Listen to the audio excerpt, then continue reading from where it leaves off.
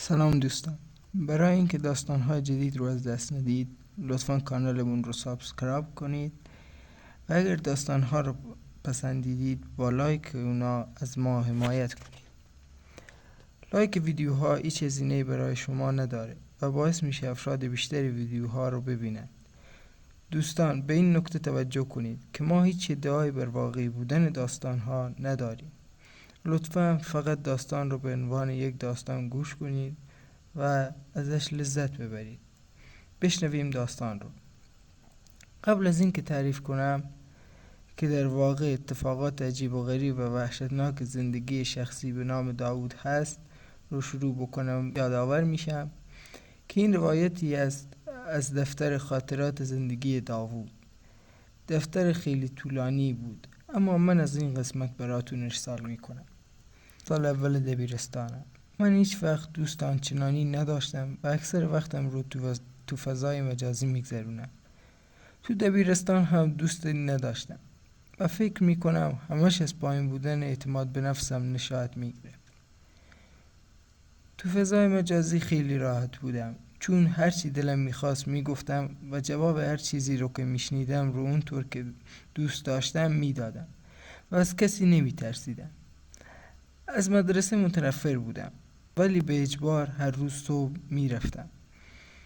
مدرسه ردیف آخر کلاس میشنستم، خواب بودم. تو کلاسمون 2 پسر به نامهای ابراهیم و بهرام بودن که از دوران ابتدایی با هم کلاسی بودیم و کابوس زندگی من شده بودن. به بهانه‌های مختلف و الکی به من گیر میدادن، کتکم میزدن، پول تو جیبیم رو ازم میگرفتن. البته من هم مقاومتی نمی کردم، یعنی نمیتونستم باشون مقابله بکنم، بیشتر کتک بخورم. ابراهیم و بهرام وحشی‌ترین و نفهم‌ترین آدمایی بودن که دیده بودم. ازشون متنفر بودم. اونا منو پشمک صدا می زدن که باعث می شد بچه‌های دیگه هم نترسن ازم و اونا هم منو پشمک صدا کنن. من هیچ وقت با یه دختر دوست نبودم. نه تنها دوست نبودم بلکه از نزدیک هم با دختری حرف نزده بودم. یه روز تو تلگرام یه پیغام برام اومد. عکس پروفایلش عکس یه دختر بود که از دیدن عکسش هیجان زده شدم و پیغام رو باز کردم. نوشته بود چطوری پشمک؟ با دیدن پیغام دختره حالم بدجور گرفته شد، چون به غیر از همکلاسی ها هیچ کس لقب من رو نمیدونست. عکساشو نگاه کردم ولی نمیشناختمش و جایی هم ندیده بودمش. نوشتم تو کی هستی؟ نوشت اسمش نداست و میخواد با من دوست بشه. ازش پرسیدم چرا منو پشمک خطاب کردی؟ نوشت مگه همکلاسیات با این اسم صدات نمیزدن؟ خیلی تعجب کرده بودم. پرسیدم تو از کجا میدونی؟ برای مسخره کردن پیغام دادی؟ نوشت منظور خاصی ندارم، من خوشش میاد. من بعد از این جملهش خیلی هیجان زده شدم. تا اون موقع با هیچ دختری حرف نزده بودم، ولی الان هم حرف میزدم و هم این که ندا گفت از من خوشش میاد. دست و پام میلرزید. حس عجیبی داشتم. اون روز خیلی با ندا حرف زدم. از اون به بعد به غیر از زمانی که تو مدرسه بودم تمام وقتم رو پای کامپیوتر با ندا حرف میزدم. به خونه بابام مجازاتم کرد و منو برای شاگردی به یه مغازه مکانیکی برد و مجبور شدم همه تعطیلات تابستونی رو اونجا به شاگردی کنم. فکر کنم هدف بابام این بود که بفهمم که اگه درس نخونم باید پدرم در بیاد تا پول در بیارم و واقعا هم همون روز اول متوجه این موضوع شدم، مخصوصا که استاد با یه خطا و اشتباه کوچیک کتکم میزد. طوری شده بود که منی که از مدرسه متنفر بودم برای شروع مدرسه ها روز شماری میکردم تا از دست اون جلاد نجات پیدا کنم. بالاخره تابستون تموم شد و مدرسه ها باز شد. من خیلی خوشحال بودم و مهمترین دلیل خوشحالیم نه رهایی از دست استاد، نه باز شدن مدرسه، بلکه دسترسی دوباره به کامپیوترم بود. چون بابام از آخرین روز مدرسه کامپیوترم رو جمع کرده بود و به عنوان تنبیه نمیذاشت دست بهش بزنم. و باز شدن مدرسه ها دوباره اجازه استفاده رو به هم داد. تصمیم گرفته بودم امسال بهتر درس بخونم. روز اول خیلی انگیزه به مدرسه رفتم، ولی این 3-4 ماه تعطیلی هیچ چیزی رو عوض نشده بود و هم کلاسی هامون هم امونها بودن. مثل اینکه زمان ایستاده بود و بعد از تموم شدن تابستون دوباره از جایی که مونده بود ادامه پیدا کرد. مدرسه که تعطیل شد صاف رفتم خونه و وارد دنیای خودم، یعنی دنیای مجازی شدم. اینجا هیچ استرسی نداشتم و حالم خیلی خوب بود. با یه پیغام ندا رو پیداش کردم و تا شب با هم حرف زدیم. از زمانی که با ندا آشنا شده بودم از زندگی لذت می بردم و رفتارم هم تو خونه خوب شده بود. بابا مامان هم متوجه شده بودم و رفتار اونا با من خیلی خوب شده بود. این باعث شد کمی رو درس هامم تمرکز کنم و مدرسه رو به چشم خوابگاه نبینم. فردای اون روز مثل همیشه ردیف آخر کلاس نشسته بودم که ابراهیم و بهرام اومدن کنارم نشستن و به شکمم ضربه زدن و گلوم رو فشار دادن. من از بیحالی رو زمین افتادم. این کلاس به هم خندیده، نه به خاطر کتک خوردن بود، بلکه به خاطر این بود که هیچ دفاعی از خودم نمی کردم. من در حالی که گریه می کردم قبل از اینکه معلم بیاد از کلاس بیرون رفتم. بالاخره مدرسه تعطیل شد و به خونه رفتیم. بلافاصله پای کامپیوتر نشستم و مشغول صحبت با ندا شدم. میخواستم بیشتر باهاش حرف بزنم، اما گفت کار داره و گفت تو که خانواده داری برو کمی با خانوادت وقت بگذار. خیلی وقت پیش خانوادش رو توی حادثه رانندگی از دست داده بود و با پدر بزرگش زندگی میکرد. فرداش باز به مدرسه رفتم و طبق معمول از ابراهیم و بهرام کتک خوردم. شب که شد با ندا حرف می زدم. گفتم که امروز هم کتک خوردم. ندا گفت فکر نمی کنی این 2 نفر خیلی پررو شدن و باید گوشمالیشون بدی؟ گفتم راست میگی، ولی چی کار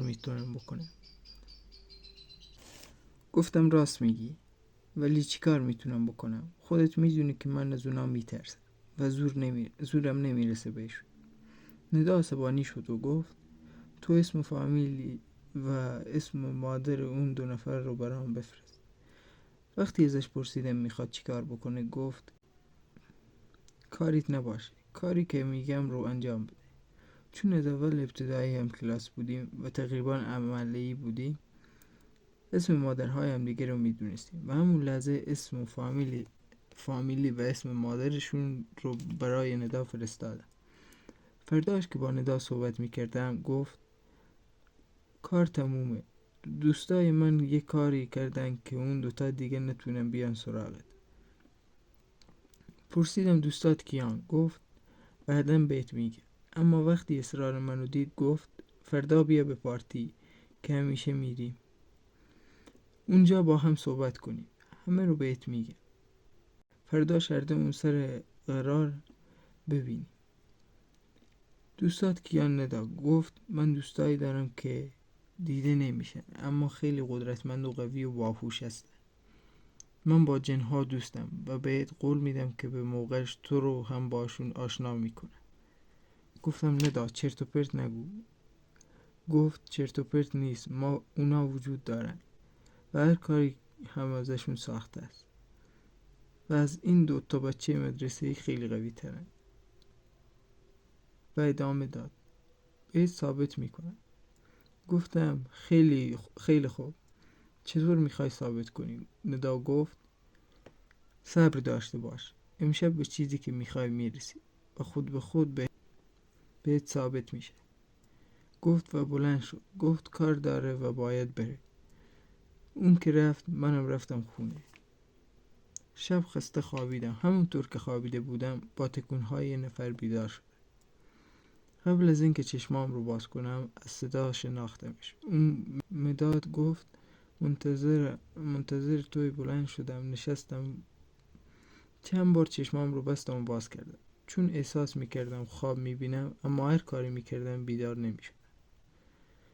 ندا همچنان کنار تختم بود. اون از چونه گرفت و از صورتم رو برگردوند و در گوشم گفت میخوای از اونا انتقام بگیری؟ با اینکه حس میکردم تو خوابم، اما بدم نمیومد حتی تو خواب از بهرام و ابراهیم انتقام بگیره.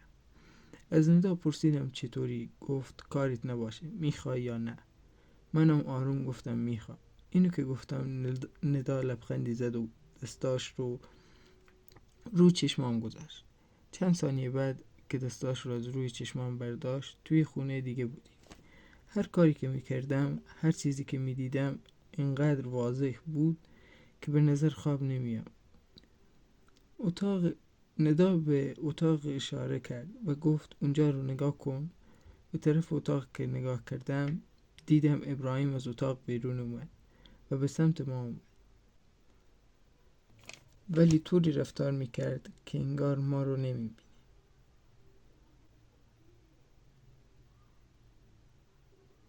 ابراهیم از کنار ما رد شد و به سمت در خروجی خونه رفت. میخواستم از ندا چیزی بپرسم که انگشت اشارش رو روی لبهاش گذاشت. اشاره کرد که ساکت باشه. من ترسیده بودم.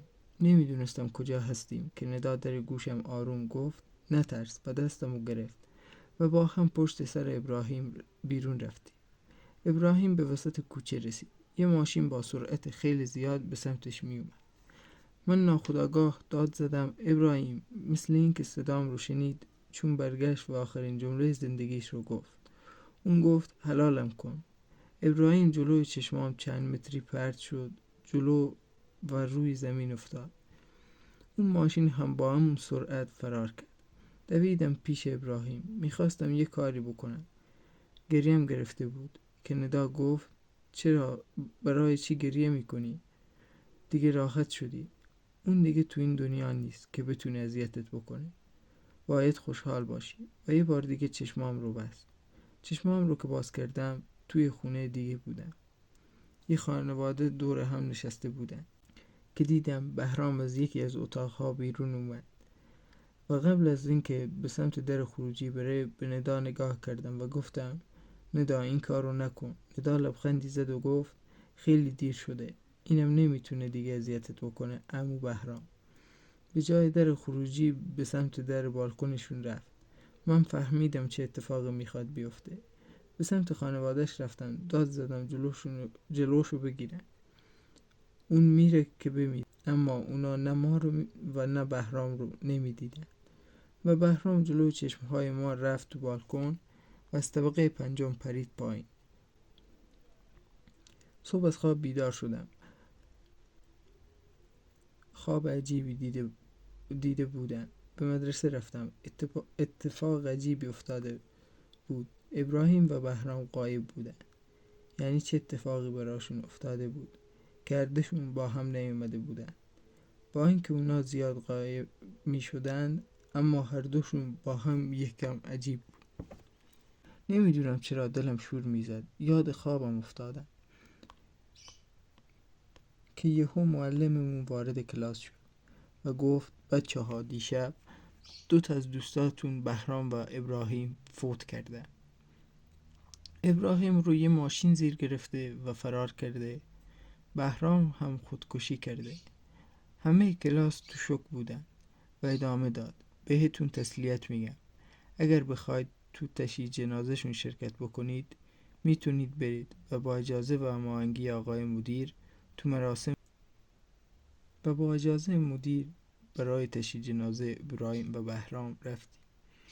مرگشون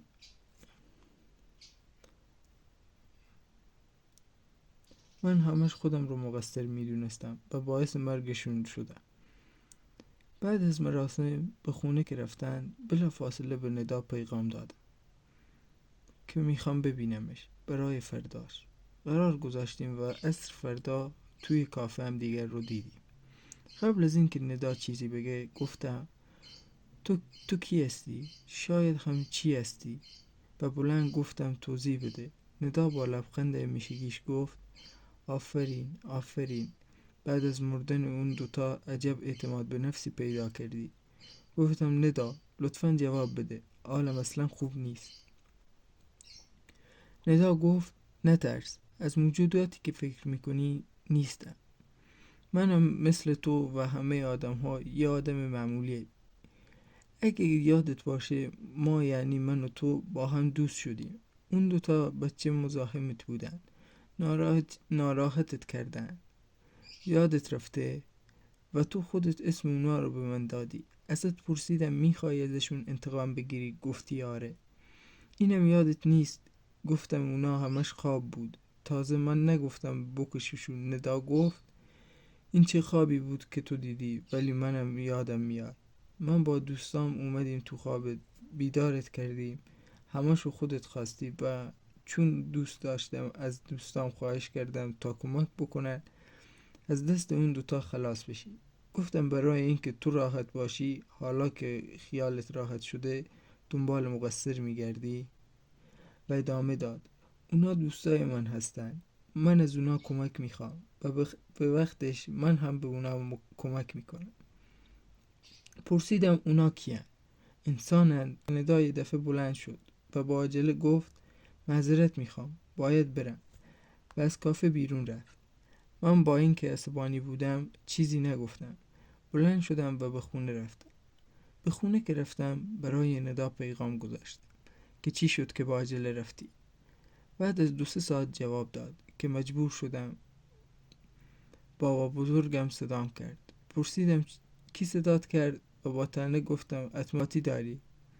که ندا گفت یه چیزی شبیه به این و بازم گفت کار داره و رفت. من تصمیم گرفتم هر طوری که هست با ندا، اونایی که ندا میگه، آشنا بشم. شاید بتونم مثل ندا به کمکشون به استخوان برسم. برای همین هر بار که با ندا حرف می زدم ازش می خواستم که منو با اونا آشنا بکنه.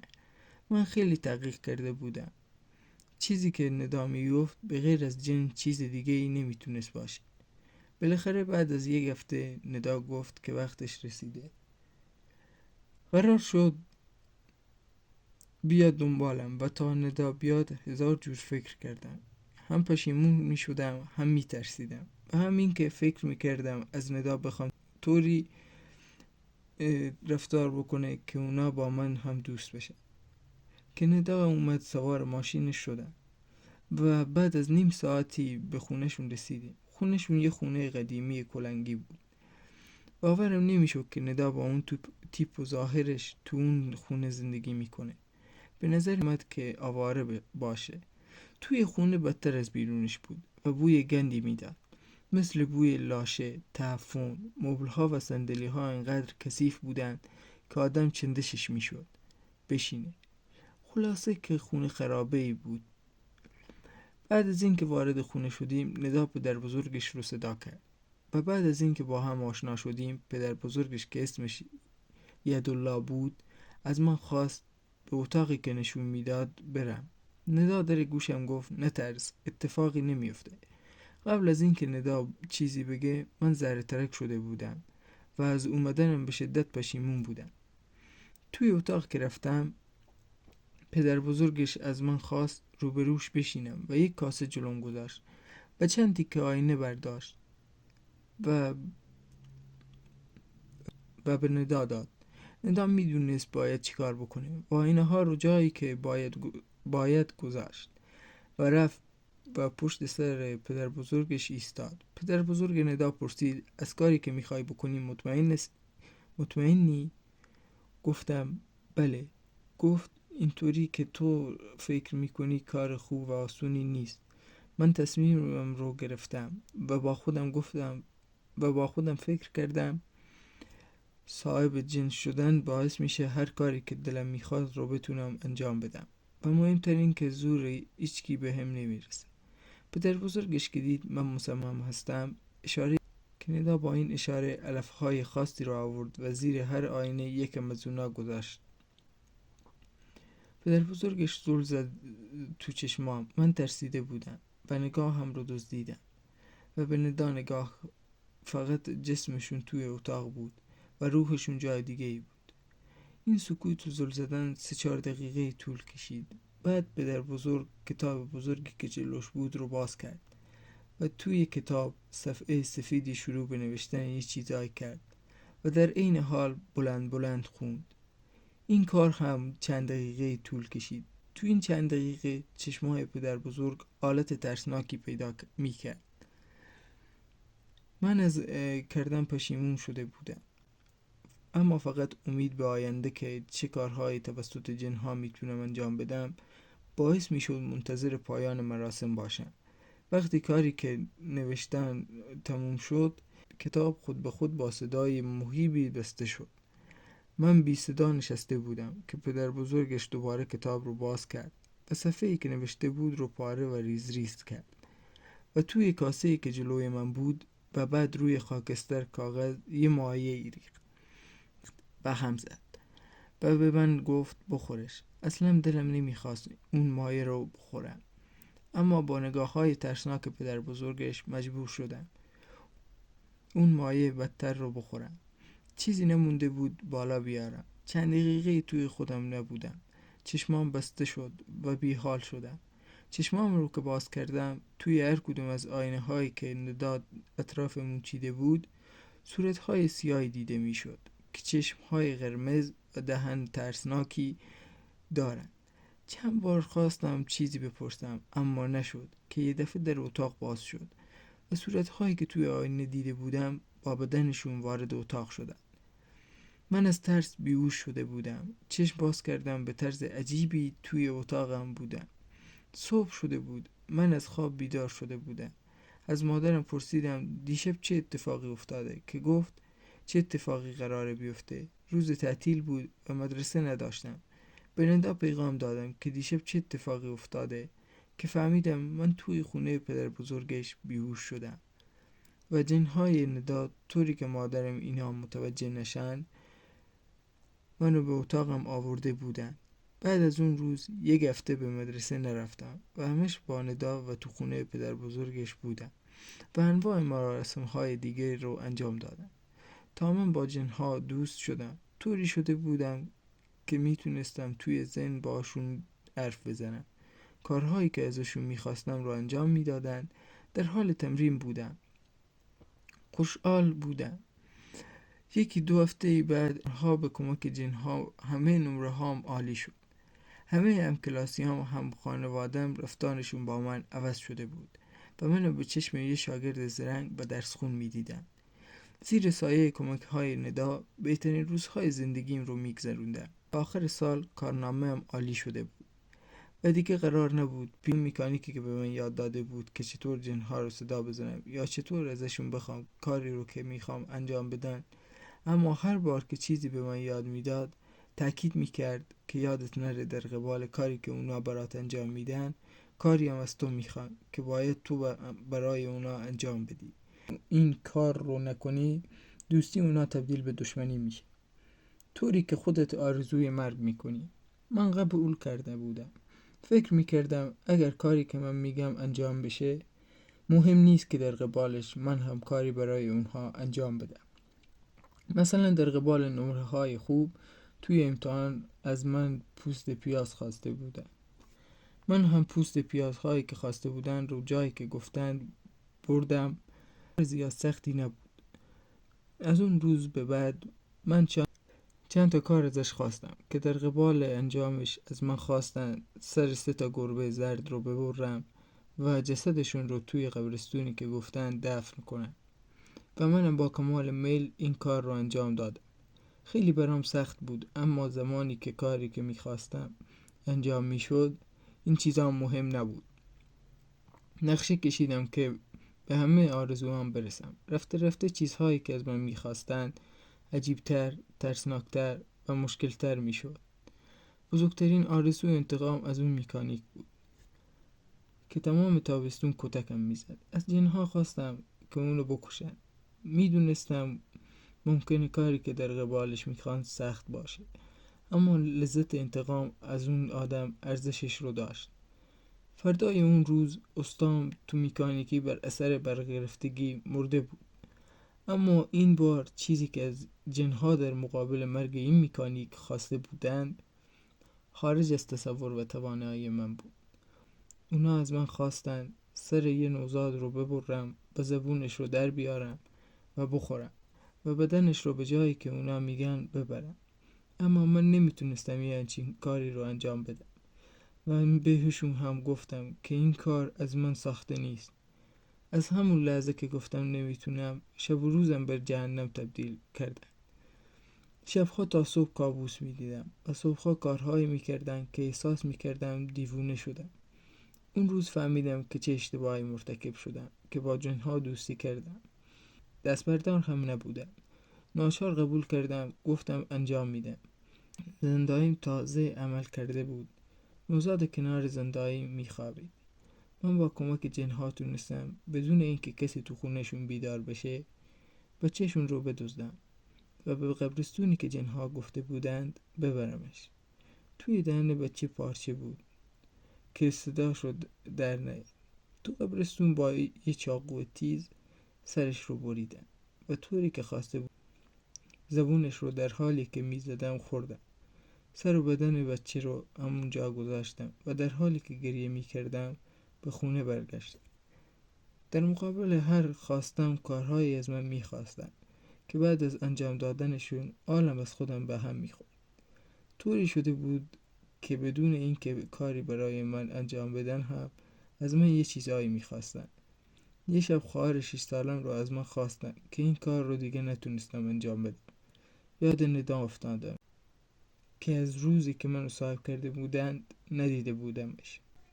منو از این منجلابی که توش افتاده بودم بیرون بیارم. چند بار به خونهشون رفتم ولی کسی اونجا نبود. بهش پیغام دادم اما بیفایده بود.